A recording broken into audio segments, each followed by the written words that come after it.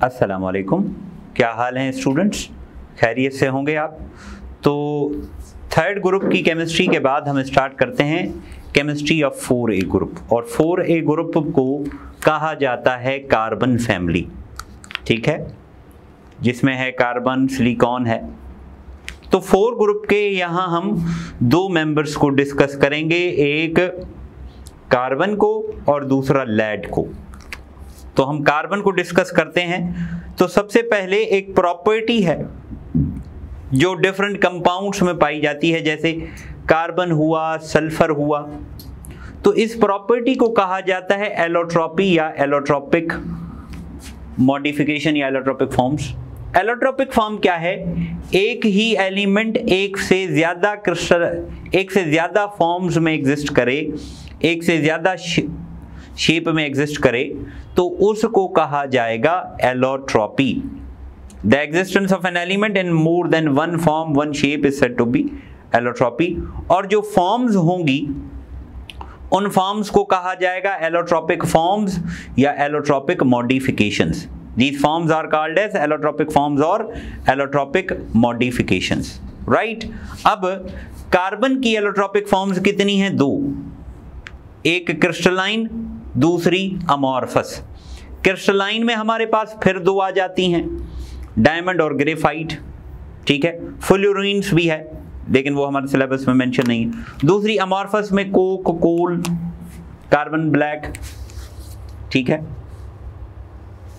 तो हम existence of an element in more than one form is called as allotropy, ठीक है। और जो फॉर्म्स होंगी उन फॉर्म्स को या एलोट्रॉप्स कहा जाएगा या एलोट्रॉपिक मॉडिफिकेशंस कहा जाएगा। कार्बन की एलोट्रॉपिक फॉर्म्स देखें तो कार्बन की एलोट्रॉपिक फॉर्म्स कितनी है हमारे पास? 2 हैं, एक क्रिस्टलाइन, दूसरी अमॉर्फस। क्रिस्टलाइन में डायमंड और ग्रेफाइट, अमॉर्फस में कोल, कोक, कार्बन ब्लैक। डायमंड क्या है? ये एक क्रिस्टलाइन सॉलिड है और हार्डेस्ट नेचुरल नॉन सब्सटेंस है, ठीक है। बहुत ही ज्यादा इसकी डेंसिटी है, 3.51 ग्राम पर cm3, और इसका रिफ्रैक्टिव इंडेक्स भी ज्यादा है, मींस इसमें ज्यादा शाइनिंग प्रोड्यूस होती है, राइट। और बैड कंडक्टर ऑफ इलेक्ट्रिसिटी है। क्यों? जब ये हम स्ट्रक्चर देखेंगे तो पता चलेगा। इसका मेल्टिंग पॉइंट कितना है? 3500। प्योर डायमंड जो होता है उससे जो एक्सरे है वो ट्रांसपेरेंट हो जाती है, मींस एक्सरे पास हो जाती है।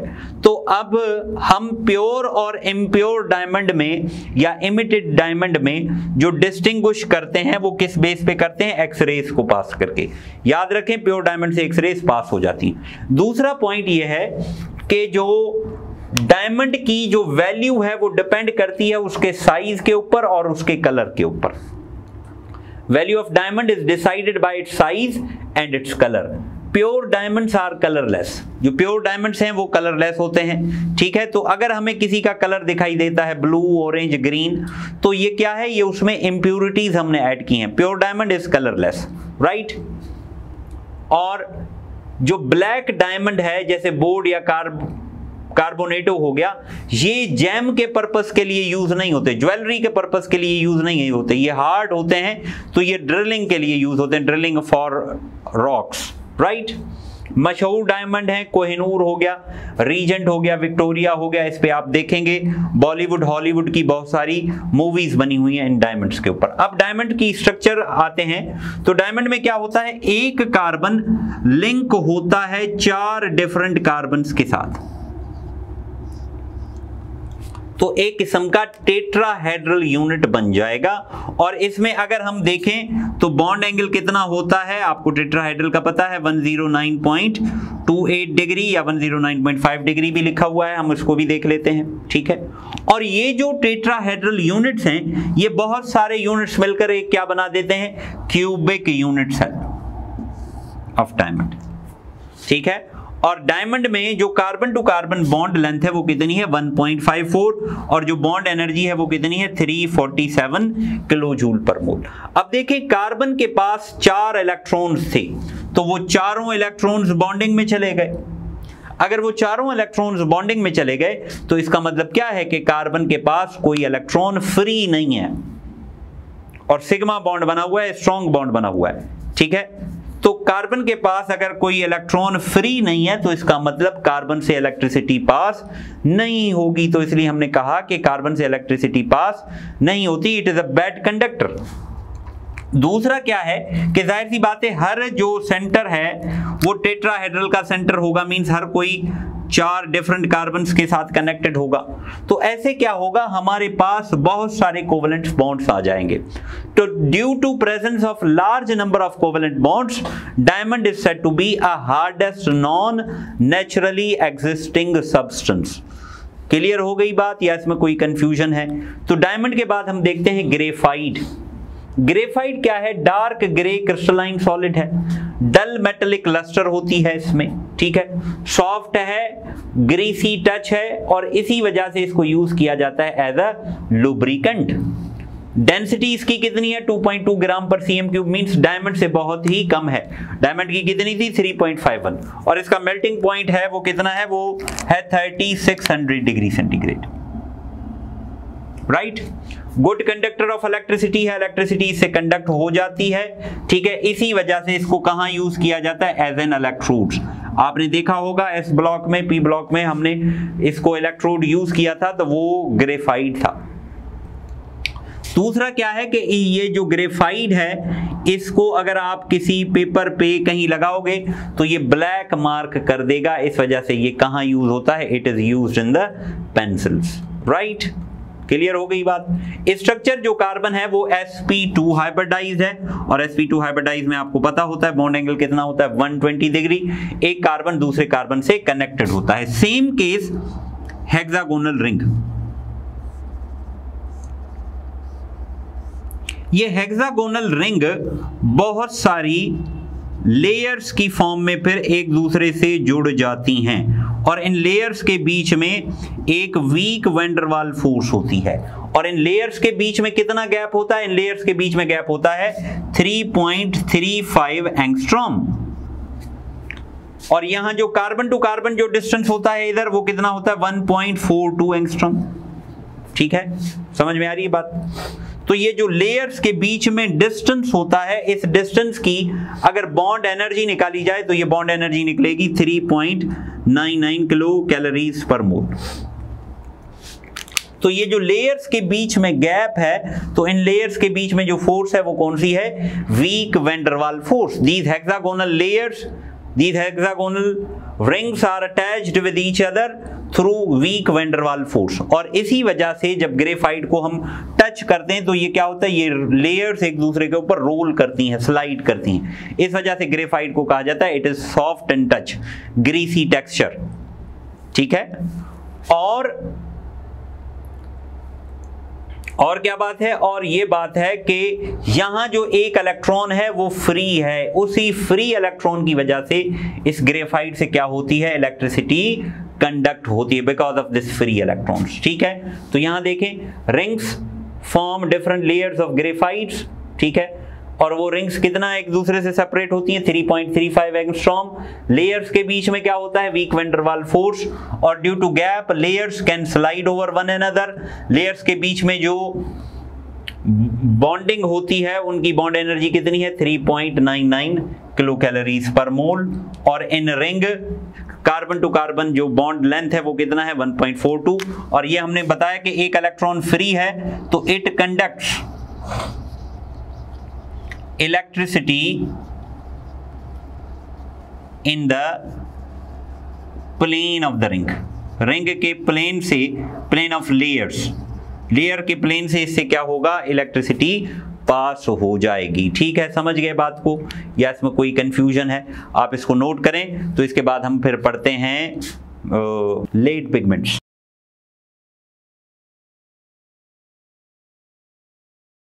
तो अब दूसरा मैंने कहा था कि एक कार्बन है, दूसरा लेड पिगमेंट है, ठीक है। तो लेड पिगमेंट में हमारे पास पहले हमें टर्म पता होना चाहिए कि पेंट क्या है।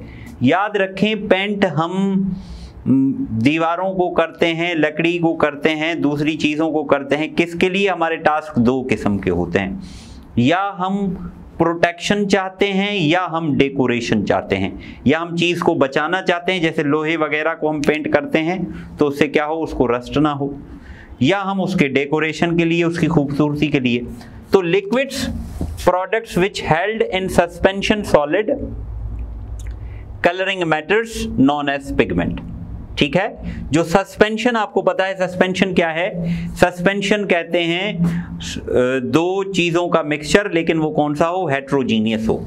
So the blended that such mixtures can be applied evenly to the surface, means ये जो सरफेस के ऊपर हम अप्लाई करेंगे इसे कहा जाएगा, क्या कहा जाएगा? पेंट। और उसमें जो कलरिंग मैटर होगा उस कलरिंग मैटर को क्या कहेंगे हम? पिगमेंट। ठीक है, और जो पेंट का कलर है वो डिपेंड करता है पिगमेंट के कलर के ऊपर, और ये नेचुरल भी हो सकता है, ये सिंथेटिक भी हो सकता है। मींस ये कुदरती तौर पे भी पाया जा सकता है और ये इसको हम भी बना सकते हैं, आर्टिफिशियल भी हो सकता है। अब हमें पढ़ना है types of lead pigments. Lead pigments के कितने टाइप्स हैं? 5 हैं। White lead pigment, chrome yellow pigment, red lead pigment, chrome red pigment, Turner's yellow pigment. इसके अलावा दूसरे भी पिगमेंट्स होते हैं, जैसे येलो लेड मोनोऑक्साइड जिसे कहते हैं मेसिकोट। ठीक है, रेड लेड मोनोऑक्साइड जिसे कहते हैं लिथार्ज। याद रखें, मेसिकोट और लिथार्ज, इनका दोनों का फार्मूला PbO है, लेकिन इनकी स्ट्रक्चरल अरेंजमेंट चेंज है, जो हमने पढ़ा था फर्स्ट ईयर में पॉलीमॉर्फिज्म में। ठीक है, तो वो भी पेंट्स हैं, लेकिन इनकी डिस्कशन हमें करनी है। तो सबसे पहले white lead pigment. White lead pigment का क्या फार्मूला है? Pb3.OH2.CO3 ये सवाल आया हुआ है पेपर में, पास्ट पेपर में 2011 में, अगर आपने देखा हो पेपर का solution. Basic lead carbonate 2PbCO3 dot, ऐसे भी इसकी कंपोजिशन है। इसकी प्रिपरेशन कैसे की जाती है कि जब CO2 को पास करवाया जाता है लेड ऑक्साइड के सस्पेंशन से in the presence of water and little amount of lead acetate, तो हमारे पास बन जाता है क्या? White lead pigment. ठीक है, दोबारा समझें, क्या करेंगे हम? लेड ऑक्साइड की सस्पेंशन में से कार्बन डाइऑक्साइड को पास करवाएंगे in the presence of water and lead acetate, तो हमारे पास ये बन जाएगा। ये यूज होता है as a white pigment for paints. और अगर हमें इसकी ब्राइटनेस बढ़ानी हो तो इसमें बेरियम सल्फेट ऐड करेंगे, जिसके ऐड करने से इसकी ब्राइटनेस 20% एनहेंस हो जाएगी, बढ़ जाएगी। ऑब्जेक्शंस, ये क्या है? ये ब्लैकन हो जाता है due to action of H2S। H2S के एक्शन से ये ब्लैकन हो जाता है। दूसरा, ये क्या है? पॉइजनस है। तो भाई इसकी जगह क्या यूज करें? इसकी जगह हम यूज करते हैं टाइटेनियम डाइऑक्साइड, TiO2। ठीक है, दूसरा पिगमेंट है chrome yellow pigment, that is PbCrO4 lead chromate, और ये नेचर में पाया जाता है क्रोकोआइट वाली फॉर्म में। प्रिपरेशन, इसे कैसे हम बनाएंगे? By adding the solution of potassium chromate to lead nitrate और लेड एसीटेट। पोटेशियम क्रोमेट को मिक्स करेंगे लेड नाइट्रेट के साथ या लेड क्रोमेट के साथ, तो दोनों में आप देखें ये क्या बनेगा? ये प्लस है, ये minus, plus minus plus minus, ये डबल डिस्प्लेसमेंट वाला रिएक्शन हो जाएगा, प्रोडक्ट बन जाएगी। आप बना लें प्रोडक्ट। इनसॉल्यूबल इन वाटर, पानी में ये हल नहीं होता। ठीक है, सॉल्यूबल इन नाइट्रिक एसिड में भी सॉल्यूबल है, कास्टिक अल्कलीज में भी सॉल्यूबल है। अल्कलीज मैंने आपको बताया है किसे कहते हैं? Water soluble base. ये यूज होता है as a yellow pigment under the name of chrome yellow. इसका जो टाइटल होता है वो क्या होता है? Chrome yellow. ठीक है, नंबर 3 है red lead pigment. Red lead pigment को क्या कहते हैं हम? ट्राइप्लम्बिक टेट्राऑक्साइड या लेड सेस्क्यू ऑक्साइड या संदूर। कंपोजिशन क्या है? Pb3O4 या 2PbO.PbO2।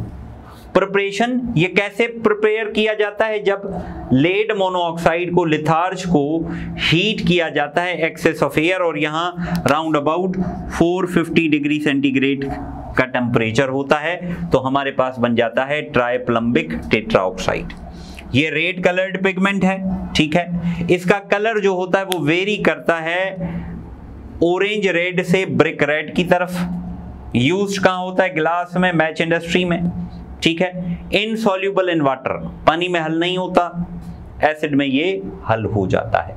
ठीक है, नंबर 4 क्या है, क्रोम रेड पिगमेंट, ये बेसिक लेड क्रोमेट है। इसका फार्मूला क्या है, PbCrO4.PbO और Pb2CrO4CrO5। अब इसका ये भी फार्मूला मेंशन किया गया है जो करेक्ट है, लेकिन हमारे पास ये लिखा हुआ है तो हम इसको ये मान लेंगे।